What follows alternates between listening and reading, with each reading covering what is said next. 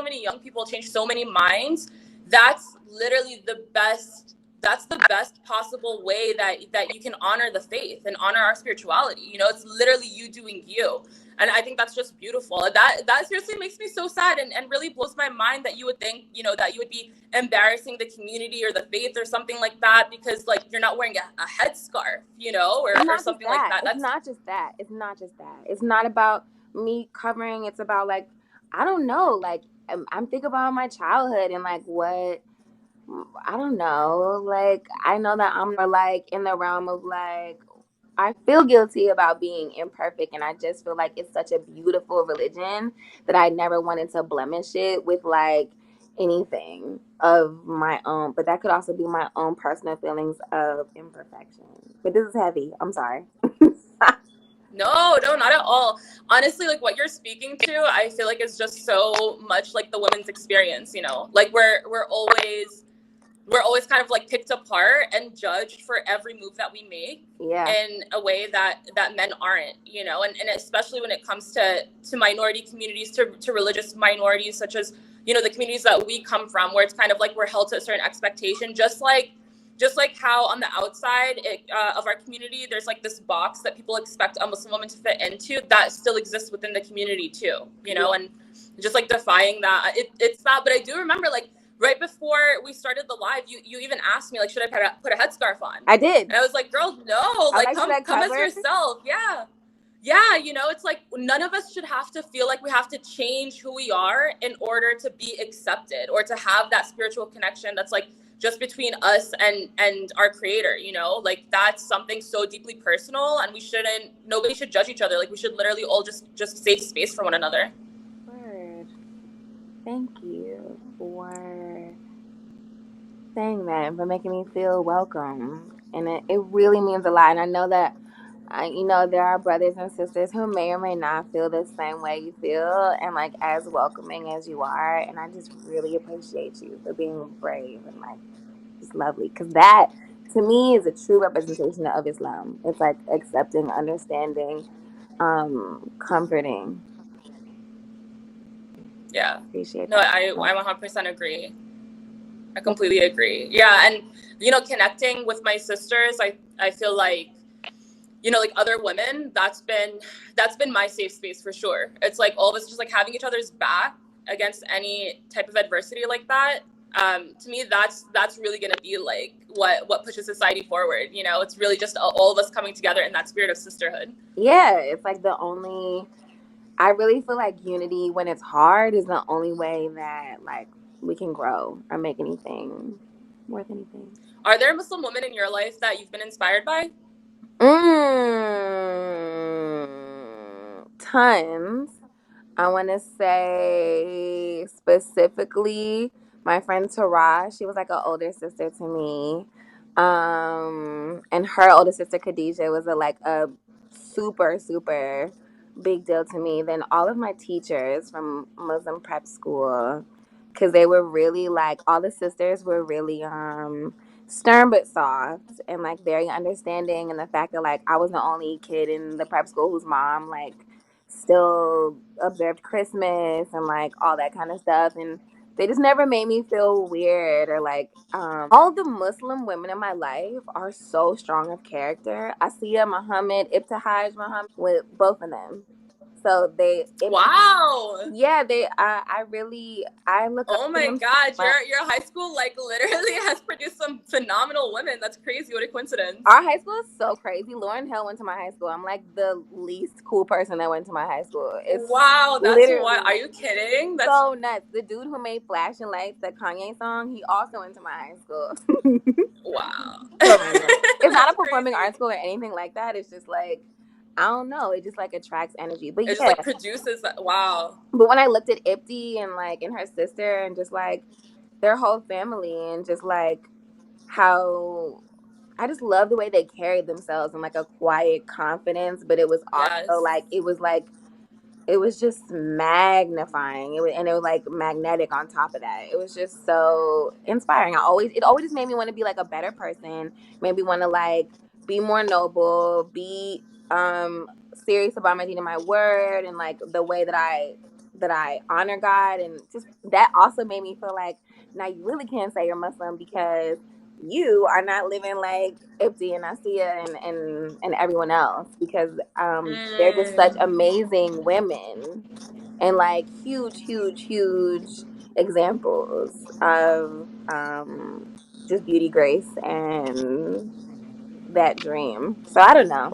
But yeah, they've all inspired me so much, like in the craziest way. And now you that I'm grown, I'm thinking about, am I grown? Now there's so many people I feel like, especially on the modeling spectrum, I love the representation that I'm seeing. And yes. everybody gets fetishized, whether we're black, Asian, Mm, Muslim. That's just what happens. But I really have been like, I like how responsible some of the representation has been for hijab and for yeah. fashion and Islam. It's like, it's kind of beautiful and like inspiring. I know. We have Halima Aden Love gracing Halima. Vogue covers.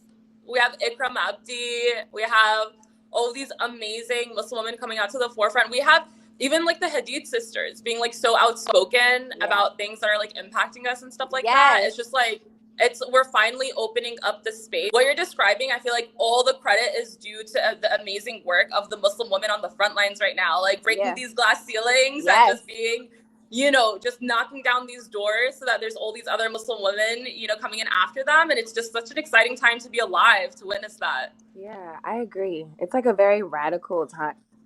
It's a radical time altogether. And I feel like it's even restructuring the way that I feel like women in Islam are like respected and viewed, or just like it's just the powerhouse vibes. It's so necessary. It's giving Yeah. for me. Yeah. No, same.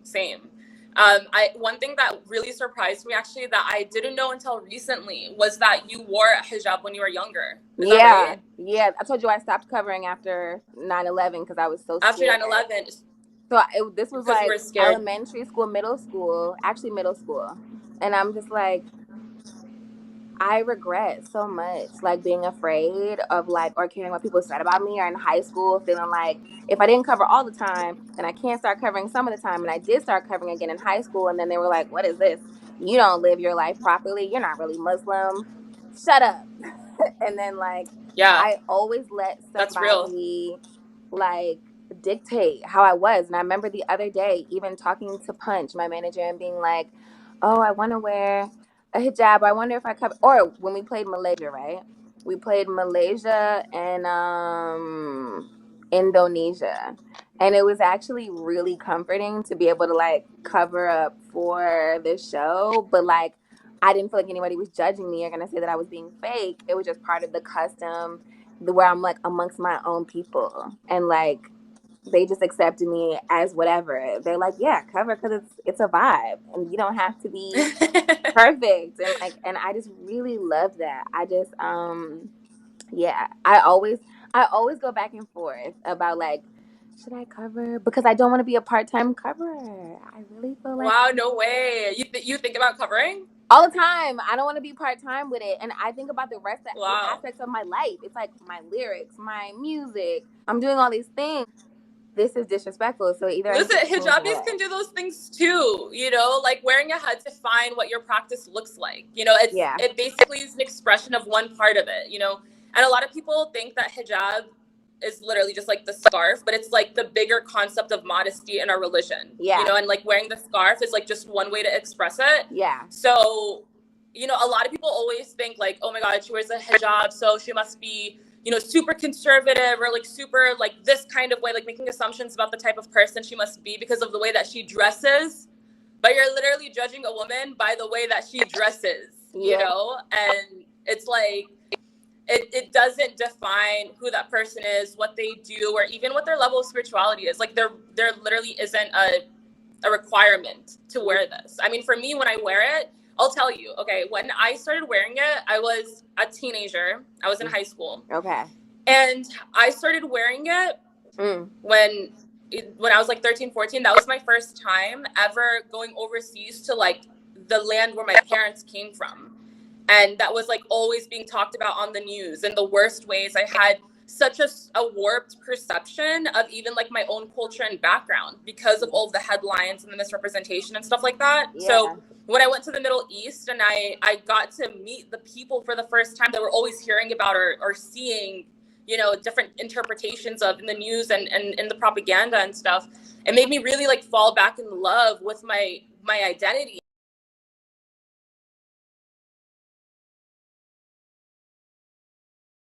Water balloon it, and this one time like my brother was an infant and our house was like again like getting attacked and stuff like that, and he almost got injured.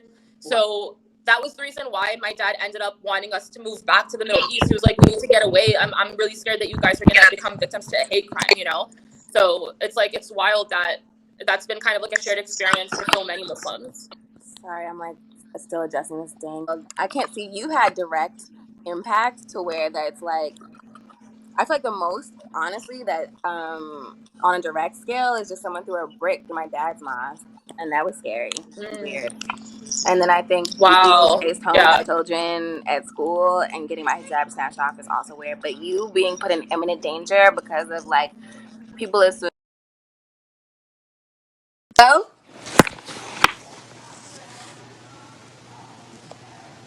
Okay, I'm still on. I think I'm still on. I don't know. This has been a chaotic time. Thank you for having me.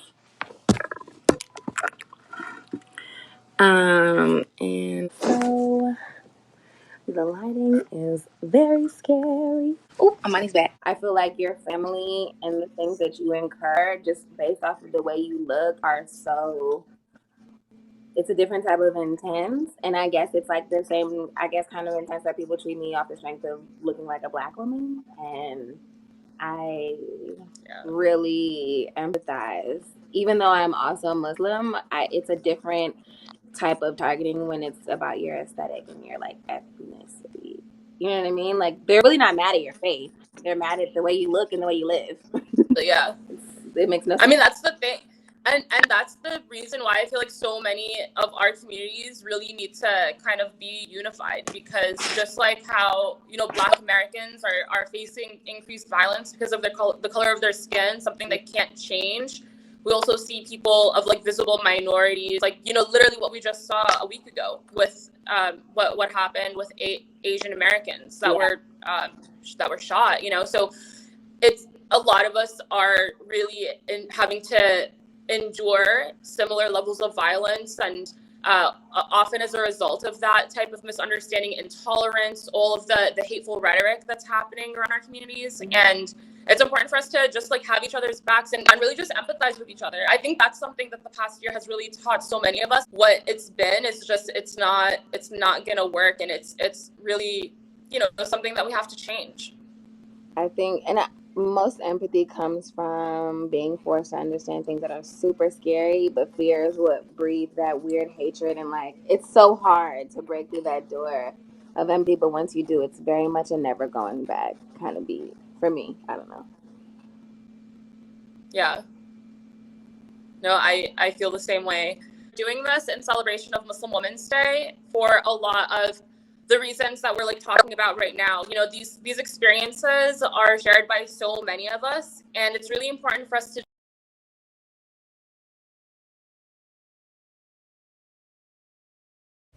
It's lagging again. Not y'all, the internet.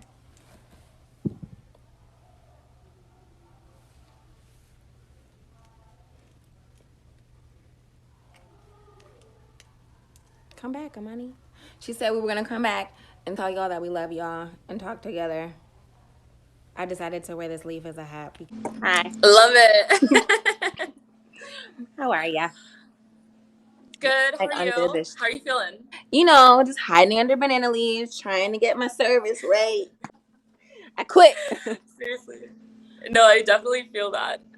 Okay, so honestly, I'm just like how vulnerable you've been in the experiences you shared with us. Like this has all been so real, and I know like so many Muslims, and especially Muslim women, and probably women from so many different backgrounds that are marginalized right now, are to you and know exactly what it is you're talking about and feel you so hard. So like, I just want to thank you so much for opening up to us about what that's been like for you, because it's really inspiring. I don't know It's anything inspiring about to hear it. you just be so open about it.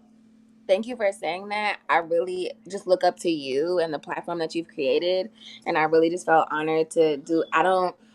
I am. I just really am just honored to be chosen by you to have a conversation, and my experiences could never compare to your experience. And I'm just grateful to learn from you and just like share anything at all. And I would never. I love that. I adore you. I appreciate you so much, and that means a lot. But that's like I don't think that's true. Like I'm sure like you have your own walk of life and your own experiences. You know that I'm sure like so much different than mine, but you know in our own way it's like we're all kind of going through this together, and I know that for everybody listening just as much as me, just hearing you talk about what your experience has been like dealing with all of this, it makes me feel way less alone and way more Really? sane. It's like, okay, it's not just me, you know, like if you're going through it, like, oh shit, like we're all in the same boat, you know, like it's just it I've brings us together on definitely that been front. going through it in the largest sense of the world. Like, and I can't explain how much I've been. I feel like my whole life has been me going through it. So if anybody needs to know that to feel better, please. I feel that. I feel that. So before we wrap up, like what's the message that you wanna share? Like you want people to walk away with? Like it's Muslim Women's Day. It's our 5th anniversary. I was telling everyone before you jumped on that we launched Muslim Women's Day in 2017 in response to the travel ban. Yeah. And now this year, I can't.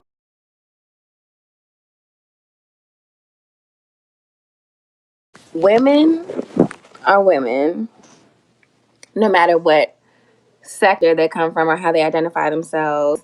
They all deserve respect. They all need advocacy, no matter what ethnic background, no matter what and religious, any of it. Everybody respects each other. Muslim women, I believe, please just try to be open minded and ask them questions. Treat them with love and respect. Don't assume that they're oppressed. Don't assume that they are lacking in something. Just educate yourself and try to I don't know, everybody needs more love and more attention.